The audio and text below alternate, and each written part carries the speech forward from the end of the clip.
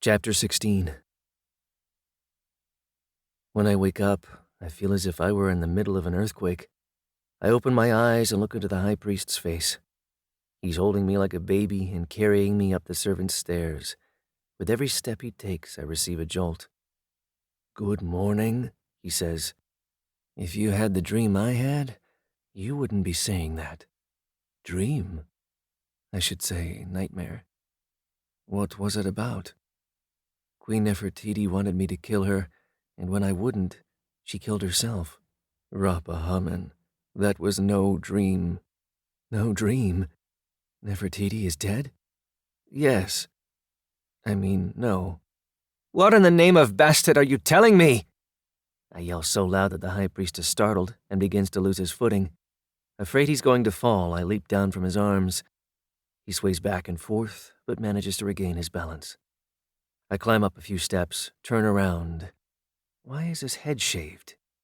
And look down at him straight into his eyes. Did Nefertiti really ask me to kill her? And did she kill herself? Maybe it's my murderous stare, but he gives me a clear answer. Yes to the first, no to the second. But I saw her kill herself. Remember, Rappahamon, Nefertiti is cursed with immortality. She cannot kill herself. Yes, of course, I say. I'm just dazed. It is understandable. You have been through a great deal. He climbs up to my step and pats me on the head. I respond with a purr. So why did she plunge a knife into her chest? She wanted you to feel her utter despair. How do you know? After you passed out, Nefertiti and I talked through the night. What's happened to her? Nothing. She is where you found her. And where were you carrying me? Silence. I'm waiting. He clears his throat. I was carrying you to the magic boat. We are going back to ancient Egypt. What? So that's why your head is shaved. And it said cats are devious. I would have explained everything once we were on the boat.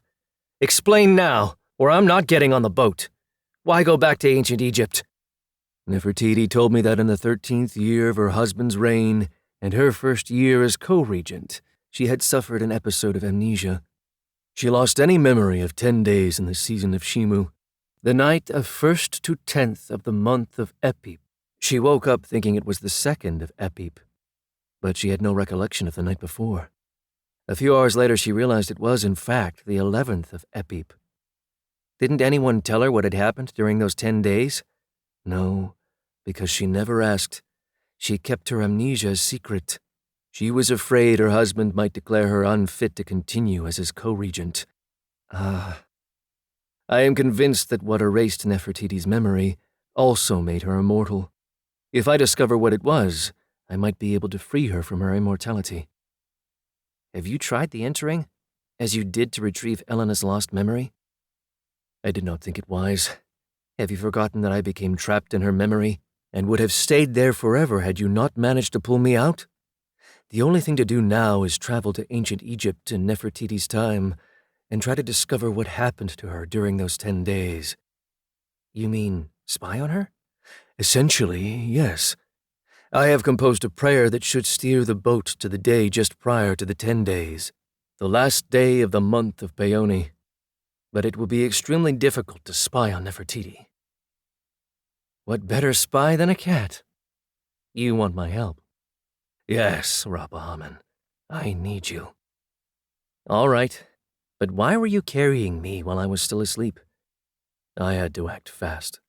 I was afraid Elena might wake up before we left. So she doesn't know about your plan. I left a letter by her bedside, the high priest says sheepishly. It explains everything. We must go to the boat. I follow him as he walks up to the attic, goes through the door, and climbs in the boat. Let us go inside the cabin, he says. He opens the basket in which Elena stored his Egyptian garments and begins to take off his modern clothing, first removing from around his waist a cord with a small bag attached. What's in the bag? I ask. I have made sandwiches for us. He takes his skirt and his semi-transparent robe out of the basket and quickly puts them on. Don't forget the bag, I say. He puts the cord around his waist, ties it, then leaves the cabin. I hear him invoke the god Tot and chant his prayer. The boat begins to move. As always, it first rocks, then spins. "Don't go!" I hear Elena cry. "Don't go!" The high priest hurries back into the cabin. Now the boat is spinning very fast. "We'll be back!" I yell as loud as I can, hoping Elena can hear me. But will we? Will I ever see her again, or my beloved little pharaoh? Oh, high priest, I hope you know what you're doing. As always, when the magic boat travels through time, I faint.